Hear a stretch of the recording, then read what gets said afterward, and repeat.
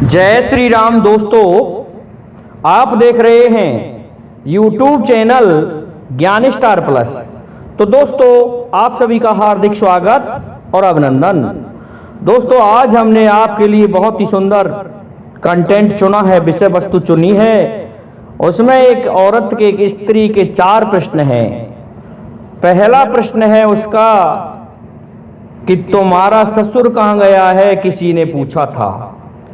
तो उसने जवाब दिया कि मेरा ससुर इंद्र के पानी को रोकने गया हुआ है। दूसरा प्रश्न उसने किया कि तुम्हारा पति कहाँ गया है। कहने लगी कि मेरा पति जमीन के, पाताल के पानी को ऊपर लेने गया है। और तीसरा प्रश्न उसने पूछा तुम्हारी सासू कहाँ गई है। तो कहने लगी कि मेरी सासू 1 के 2 करने गई है। और चौथा प्रश्न उस स्त्री का था कि उससे पूछा था कि तुम क्या कर रही हो। कि मैं एक को पकड़ के हजारों की खबर लेती हूं। दोस्तों, चारों प्रश्नों का जवाब आपके लिए मिलेगा। इससे पहले जो भाई हमारे चैनल पर नए हैं, उन भाइयों से मेरा निवेदन है कि वे भाई हमारे चैनल को सब्सक्राइब जरूर कर दें। देखिए दोस्तों, क्या होता है कि एक गांव में 2 भाई रहते थे और दोनों भाइयों पर 100-100 बीघा जमीन थी। परंतु बड़े वाला जो था वह तो पैसे वाला था और छोटे वाला गरीब था, क्योंकि वह आलसी था। अब दोस्तों, एक दिन उस गांव में दूर दराज से अतिथि आकर के ठहर गए। और ठहर गए तो गांव वाले इकट्ठे हुए। किसी ने कहा कि इनको भोजन मैं कराऊंगा, इनको मैं कराऊंगा। उनमें उस किसी गांव का एक मुखिया भी था। इस मुखिया को भोजन कौन कराएगा, तो उसके बड़े भाई ने कह दिया मेरा छोटा भाई ये कराएगा। समाज का दबाव था। कहने लगा ठीक है साहब, हम इनको भोजन कराएंगे। मुख्य जो प्रधान जी हैं, इनको मुखिया हैं, उनको वो साथ में ले आए। इससे पहले अपनी पत्नी से कहने लगे हमारे कुछ नहीं है, हम खिलाएंगे क्या। और ये तो गांव के किसी के प्रतिष्ठित आदमी हैं, प्रधान हैं, मुखिया हैं, लंबरदार हैं, और अब हम क्या करेंगे। पत्नी कहने लगी कोई बात नहीं है, ऐसा है, आप चिंता मत करो, इनको भोजन जरूर कराएंगे। शाम का वक्त था। उस पत्नी ने जल में तुलसी डाल करके और उन्हें परोस दिया थाली में करके कि लो महाराज। तो उन्होंने वो पिया। तो पीने पर सोचने लगे कि तुलसी डाल के जल दिया है, इसका मतलब ये है ये बड़ा ढींगरा आदमी, अच्छा आदमी है, और मेरा तो भोजन इसी से हो गया।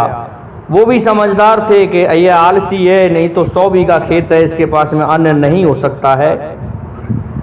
चले जाते हैं वहां से प्रधान जी, और गांव में उसी जगह पहुंच गए, उस चौपाल पर जहां सभी ठहरे हुए थे। कहने लगे तुमने क्या खाया। लोग पूछने लगे तुमने क्या खाया। कोई कहने लगा मैंने चूरमा खाया है, कोई कहने लगा मैंने सब्जी रोटी खाई है, कोई कुछ इस तरह से बताने लगे। प्रधान जी से पूछा आपने क्या खाया है। मुखिया जी से पूछा तो मुखिया जी कहने लगे कि ऐसा है, मैंने जो भोजन किया है मैं उसका वर्णन नहीं कर सकता। तो ग्रामीण लोग सोचने लगे कि ऐसा क्या खिला दिया, वो तो गरीब था जो ये वर्णन ही नहीं कर सकता। लेकिन दोस्तों, प्रधान जी को दया आई। कहने लगे कि इसके घर में कोई लड़का है। कि हाँ लड़का है, तो उस लड़के को बुलाइए, मैं उसकी सगाई करना चाहता हूँ। दोस्तों, उसके लड़के को बुलाया गया और उसका संबंध कर दिया गया। और उसके लिए सगाई में संपूर्ण गांव की मिल्ली दे दी गई। 250 घर की बस्ती थी तो 250 रुपये दे दिए। और लड़के को 1100 रुपये से रोक दिया गया। दोस्तों, कहते हैं मद्दा जमाना था, हमारे ग्रामीण कहते हैं मद्दा जमाना था, अर्थात सस्ता उस समय पैसा नहीं था। दोस्तों, उस पैसे से उसने अनाज आदि खरीद लिया और मौज से रहने लगा।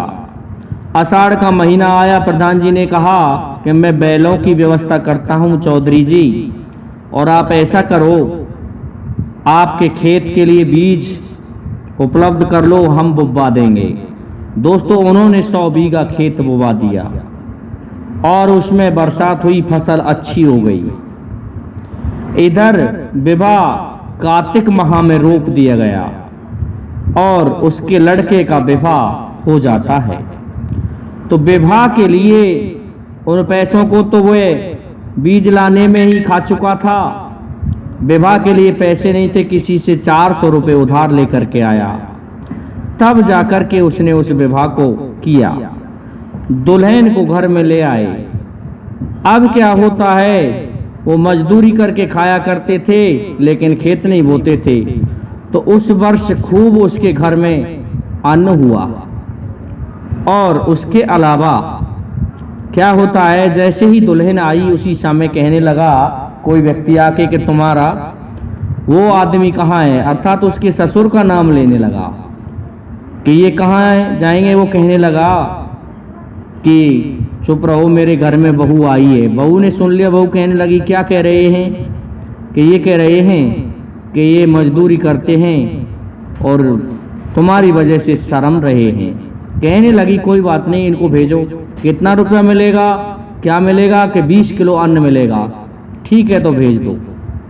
भेज दिया गया दोस्तों। इसके पश्चात दूसरा व्यक्ति आया कि लड़का कहाँ है। लड़का कहने लगा अभी मेरे घर में नई बहू आई है, आज ही तो लेके आए हैं। बहू ने सुन लिया, बहू कहने लगी ये कौन है, कि मजदूरी की कहने आया है, कि कितना मिलेगा, कि 20 किलो अन्न मिलेगा।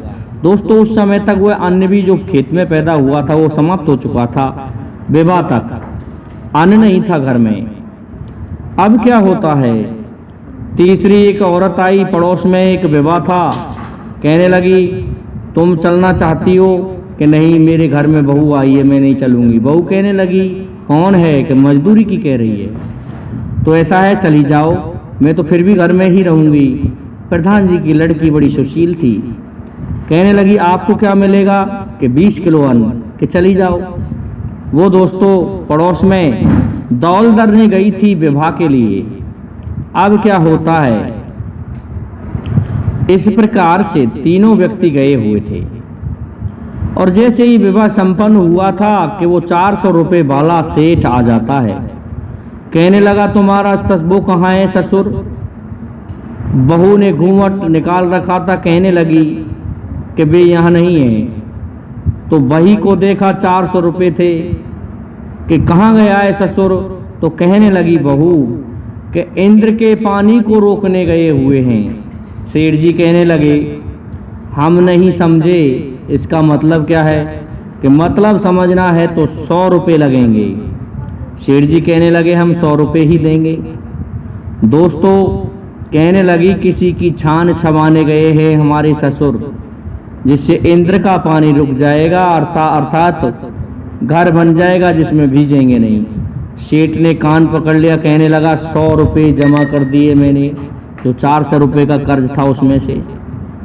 इसके पश्चात सेठ कहने लगा दोस्तों कि ये बताइए तुम्हारा पति कहाँ गया है। कहने लगी कि पाताल के पानी को ऊपर लेने गया है। सेठ कहने लगे मैं नहीं समझा, कि समझना है तो फिर 100 रुपये लगेंगे। कहने लगा बोलिए। 100 रुपये के बारे में बड़ी अच्छी विडंबना थी। तो उन्होंने कहा कि ऐसा है कि कुएं की स्याही करने गया है, उसमें से पानी पहले ऊपर लिया जाएगा तब स्याही होगी। दोस्तों कुआं की मरम्मत होती थी एक तरह से, उसे स्याही कहते हैं। इस प्रकार से वह कार्य भी हो गया और 100 रुपये सेठ जी ने जमा कर दिए। इस प्रकार से 200 रुपये जमा हो गए। उसके पश्चात क्या होता है दोस्तों, पूछने लगा सेठ कि तुम्हारी सासू कहाँ गई है, कि 1 के 2 करने गई है। कहने लगा सेठ हम नहीं समझे, कि मतलब समझना है तो फिर 100 रुपये लगेंगे। कि बताओ 100 रुपये देंगे। कि ऐसा है पड़ोस में चना की दौल दलने गई है जिससे 1 के 2 होंगे। सेठ ने कान पकड़ा, कहने लगा कि मैंने 100 रुपये और तुम्हारा कर्ज माफ किया। इस प्रकार से 300 रुपये कर्ज माफ हो गए। अब कहने लगा जब तू इतनी ही बुद्धिमान है तो तू ये बता तू क्या कर रही है कि मैं एक को पकड़ती हूँ और हजारों की खबर लेती हूँ। दोस्तों उस दिन उस घर में उसने देखा खाने के लिए क्या बनाऊं इनके लिए, मजदूरी पर गए हैं तो एक पोटली में चावल बंधे हुए मिले, बाकी कुछ नहीं था उस घर में क्योंकि अन्न था ही नहीं, पहले से गरीबी थी।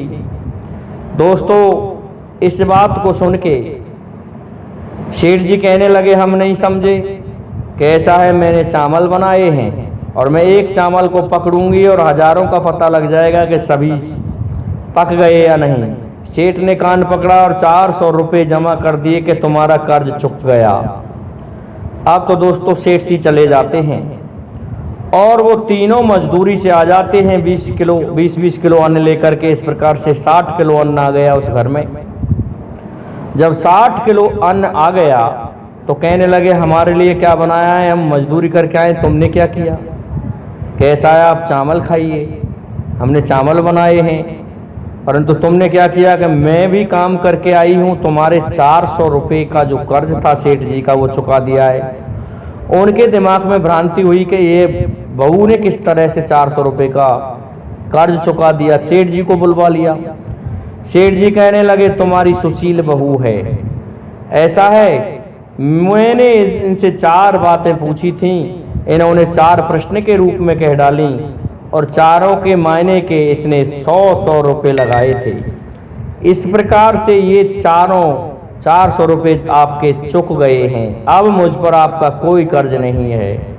दोस्तों सुशील बहू के कारण अगले आषाढ़ में फिर बरसात हुई और ढेर सारा अन्न पैदा हुआ। रबी की फसल चने की फसल अच्छी हुई, ढेर सारा चना पैदा हुआ। इस प्रकार से वह घर खुशहाल हो गया। और दोस्तों 100 बीघा जमीन थोड़ी नहीं होती है, एक एक मन के हिसाब से भी 100 बीघा 100 मन अन्न हो गया। इस प्रकार से उस घर की भगत गई। दोस्तों इस तरह के 4 प्रश्न आपको कैसे लगे, उनका जवाब कैसा लगा, कमेंट करके जरूर बताइए। दोस्तों आज के लिए इतना ही काफ़ी है। जय हिंद, जय भारत, जय जय श्री राधे, जय जय श्री राम।